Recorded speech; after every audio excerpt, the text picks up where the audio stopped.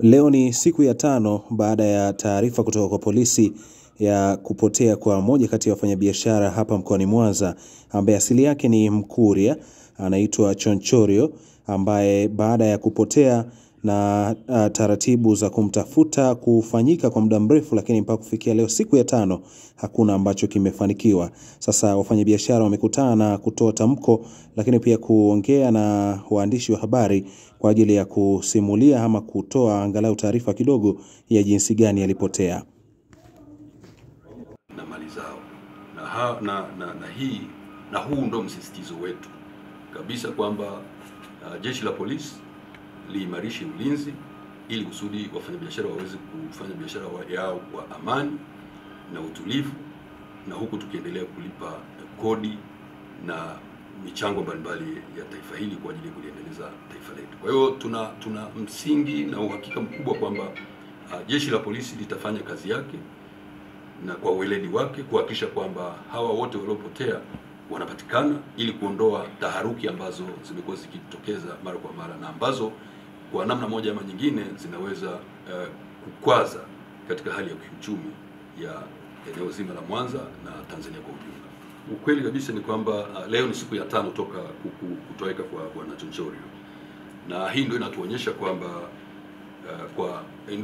kwamba kutokana na taarifa ile ya tarehe 24 ya mwezi wa 3 2025 ya kamanda Mtafungwa ni kwamba pengine Bwana Chonchorio hakamatiliwi kwenye vyombo vyote haonekani kwenye vituo vyote vya polisi nchi nzima.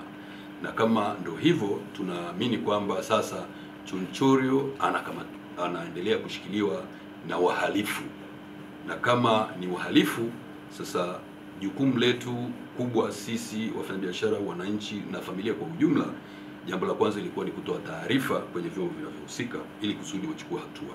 Na kwa namna hiyo na kwa statement ya kamanda Mtafungwa, ni maana kwamba wamechukua hatua za dhati kuhakikisha kwamba jambo hii mfanyabiashara huyu anapatikana, lakini mambo haya pia yakikomeshwa, kwa sababu hii taharuki ni kubwa. Kwa sababu katika hali ya kawaida ukitizama kama hili linatokea kwa mfanyabiashara wa aina hii Bwana Chonchorio, maana yake hatujui kesho yake atakuwa ni nani na kwa sababu ipi na katika maeneo yapi.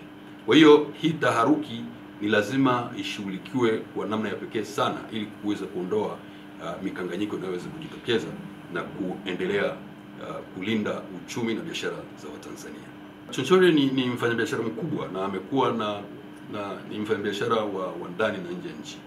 Kwa hiyo ni mtu mwagizaji wa bidhaa kutoka nje ya nchi na kuuza ndani ya nchi. Kwa hiyo sisi tunahakika kwa wala wasiomjua, lakini wafahamu kwamba Chonchorio ni mfanyabiashara mkubwa na ni mwagizaji wa bidhaa kutoka nje ya nchi, mataifa. Wafanyabiashara lazima tuchukue hatua kubwa kuhakikisha kwamba tunashirikiana na jeshi la polisi na serikali kwa ujumla kuhakikisha kwamba matukio ya namna hii yanakoma, lakini vile vile tutafanya tathmini baada kwa kadri muda utakavyokwenda juu ya ushirikiaji wa jambo hili, na vinginevyo kama serikali kwa maana ya jeshi la polisi itahitaji msaada wetu kwa maana ya sisi sote, tutaangalia namna ya kufanya.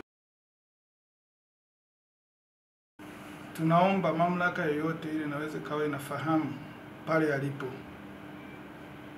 ijitokeze na kumleta akiwa mzima wa afya njema, ili taharuki hii iondoke. Sisi kama wafanyabiashara tujisikie tuko salama. Hasa mimi ninajikita katika upande pia wa samaki. Kwa hiyo naweza na mimi nikawa na wasiwasi kwamba kama yeye hataonekana na mimi sitakuwa salama, na yeyote yule hatakuwa salama. Kwa hiyo tunachokiomba ni kuiomba mamlaka, hasa serikali ndio tunayoitegemea, naweza wakafahamu au wana vyanzo vingi vya kufahamu lolote, maana sisi raia tunawategemea kwa ulinzi wetu na shughuli zetu na mali zetu na familia zetu. Halafu hii tabia pia ikome. Kama mtu ana shida yoyote ile kwa mtu binafsi, asifanye jambo kama ili kuleta taharuki. Tuweze kuishi. Kama kuna tatizo mtu amelifanya, basi kuna mamlaka za kutatua migogoro, kuna mahakama, kuna watu, kuna wazee. Hata kama amekosea mtu, kuna jinsi ya kushughulikia swala, kuna marafiki kuliko kufanya mambo kama haya. Kwa majina naitwa Jose Mulimi, ni msemaji wa familia kwa kipindi hiki cha tukio hili. Na ni kweli kwamba tumesikitika kwa kilichompata ndugu yetu, na tunaomba vyombo vya dola viendelee kumtafuta na wadau mbalimbali wa vyombo vya habari na hata watu binafsi pia. Mpaka sasa imeleta mkanganyiko mkubwa katika familia. Watu wanasikitika, mpaka sasa mzee amelazwa hospitalini kwa tukio hili, lakini tunaamini kwamba serikali na mkono mrefu inaweza ikamtafuta huyu bwana na ikaweza kumpata, hivi hata ndugu na jamaa na hata watoto wadogo ambao tulionao hapa nyumbani mnavyoangalia waweze kujua kwamba baba yao yuko wapi. Huyu aliyepotea ni baba wa familia, ni baba ambaye ana mke na watoto. Kwa sasa ni muda mrefu, naenda karibu siku ya 7, hatujapata taarifa yoyote kwamba huyu ndugu yetu yuko wapi. Kwa hiyo tunaendelea kuwaomba ndugu, jamaa, marafiki na serikali ya Jamhuri ya Muungano wa Tanzania itusaidie ili tuweze kumpata ndugu yetu. Kwa mara mwisho alitoka tarehe 23 mwezi wa 3 asubuhi saa 2 anaenda mazoezi.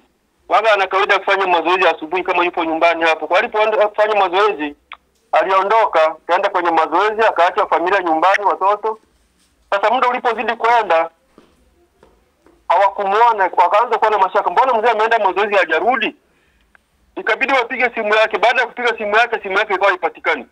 Kwa tukio hilo sasa tukaanza kuhoji, mbona jamaa hapatikani? Ikabidi tuanze kuuliza watu wengine wa karibu kwamba mmemwona mzee? Wakasema bado hatujamuona. Mbona simu yake haipatikani?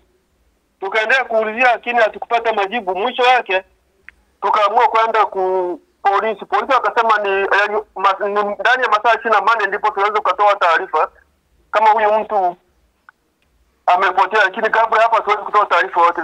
Tukabidi tuanze kutafuta hospitalini kwingine, pengine anaweza akapata ajali au akapata mshtuko akachunguzwa katika hospitali yote ile. Tukaenda kule nako hatukupata.